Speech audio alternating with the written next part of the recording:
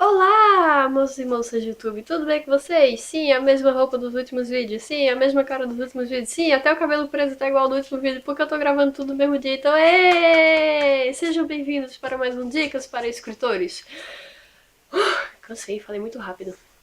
Então, como vocês podem ver pelo título do vídeo, hoje eu darei algumas dicas para quem quer escrever um romance.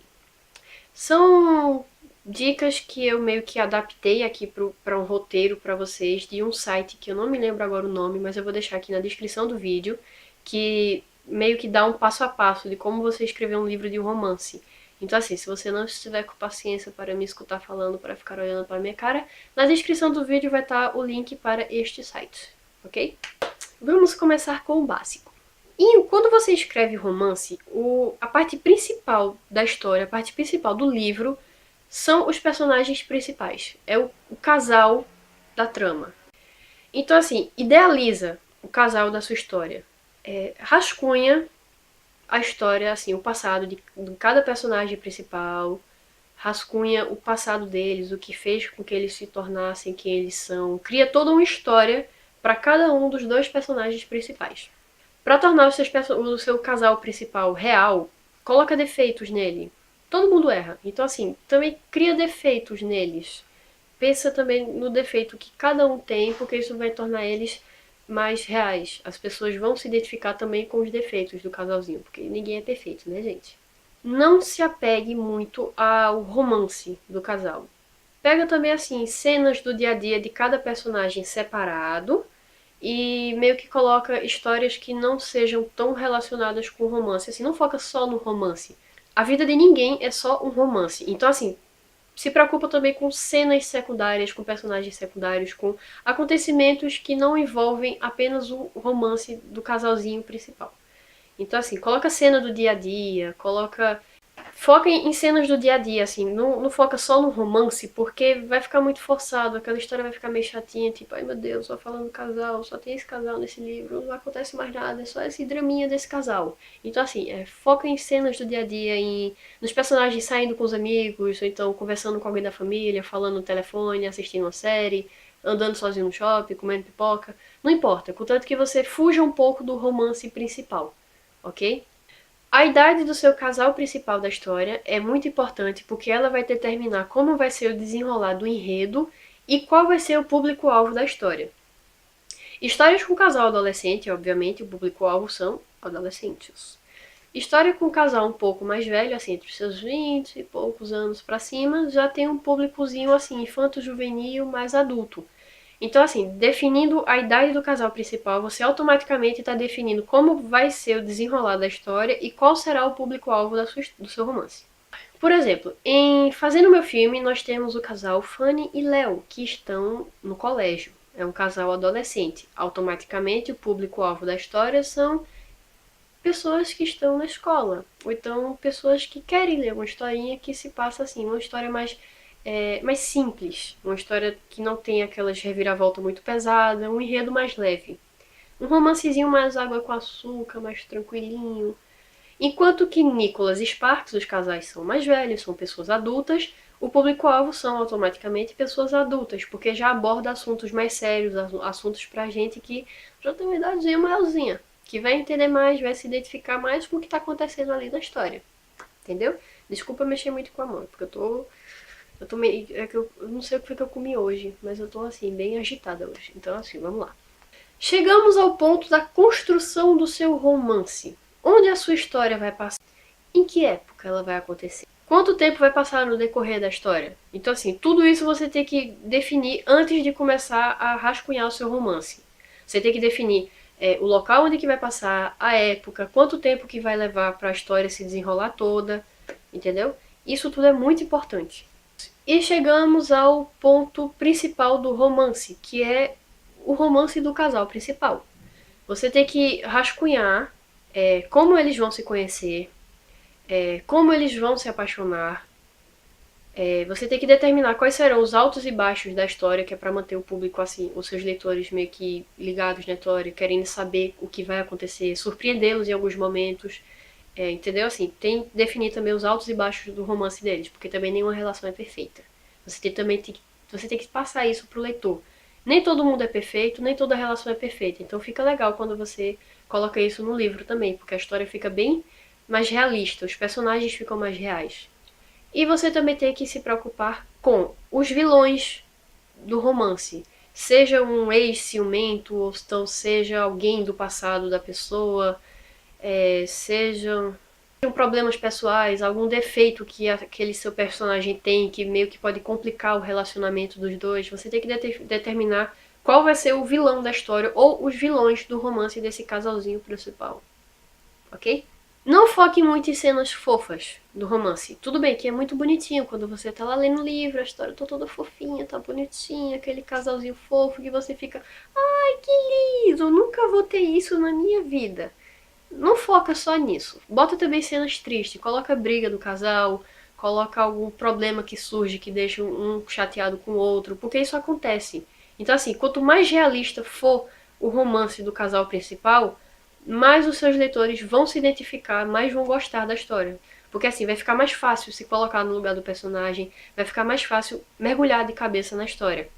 Os diálogos também é uma coisa que você tem que prestar atenção, porque você não é obrigado a colocar aquelas palavras certinhas, aqueles diálogos cheios de palavras, porque ninguém fala assim. Tá tranquilo você colocar uma gíria, você colocar uma expressão assim que na sua cidade ou entre seus amigos vocês falam, contanto que tenha a ver com o público-alvo do seu livro e contanto que se encaixe no enredo, na personalidade dos personagens. Até mesmo porque ninguém fala corretamente, ninguém fala certinho, ninguém fala como um dicionário. Então não tem motivo você colocar, não tem pra que você colocar os seus personagens para falarem como dicionários. Você pode colocar um tá, um ok, um você tá bem, ao invés de você está bem. Eu nunca pergunto por meus amigos, você está bem? Como você está? Eu sempre pergunto, tu tá bom? Você tá legal? Então, assim, é bom você colocar isso também, porque fica mais. Assim, a pessoa vai conseguir. Como eu falei, o leitor vai conseguir mergulhar mais de cabeça na história, vai se ver mais no lugar dos personagens. Ok? Então, assim, vale colocar os personagens para hesitarem em suas falas, vale colocar gírias e vale colocar frases incompletas. Tipo, seu personagem ia falar alguma coisa, mas foi interrompido, ou então desistiu de falar, aí fica aquela frasezinha incompleta. Isso acontece comigo, acontece com você, acontece com todo mundo, então por que não poderia acontecer com seus personagens? Outro conselho que eu dou é: faz um diálogo descritivo. Tipo assim, descreve bem o que tá acontecendo enquanto os personagens estão conversando. Tipo, Maria tá falando com João. Aí Maria fala que quer comer bolo. Aí, assim que Maria fala que quer comer bolo, Maria passou a mão no cabelo. Maria olhou pela janela. Maria mexeu na saia. Maria limpou o dente que estava com comida.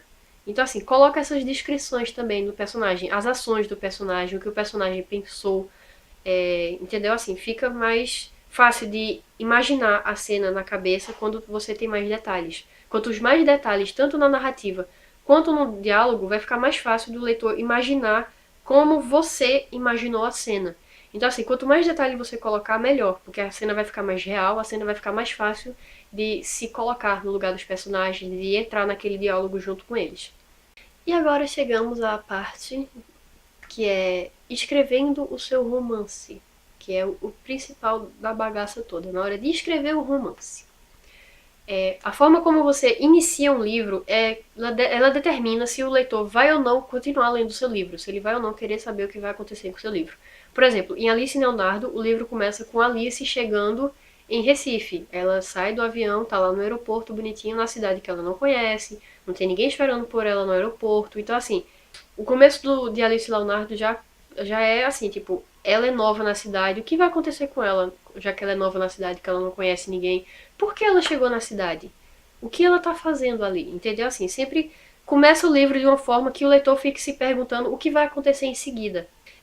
Seja com o seu personagem sonhando, seja com o seu personagem em alguma atividade cotidiana, o seu personagem pensando, o seu personagem no meio de alguma coisa, assim, contanto que o leitor fique curioso para saber o que mais vai acontecer com aquele personagem, quem é aquele personagem, assim, você tem que despertar o interesse do leitor pelo personagem e pela história dele. Uma coisa que gera um pouco de polêmica entre os leitores, porque nem todos ficam felizes, é, assim, você, escritor, não precisa se apegar ao felizes para sempre. O seu casalzinho não precisa terminar junto, o seu casalzinho não precisa ficar com aquele romancezinho de cinema lindo e maravilhoso. Então, assim, não precisa se apegar àquela coisinha bem história de princesa da Disney. Você pode deixar a história realista.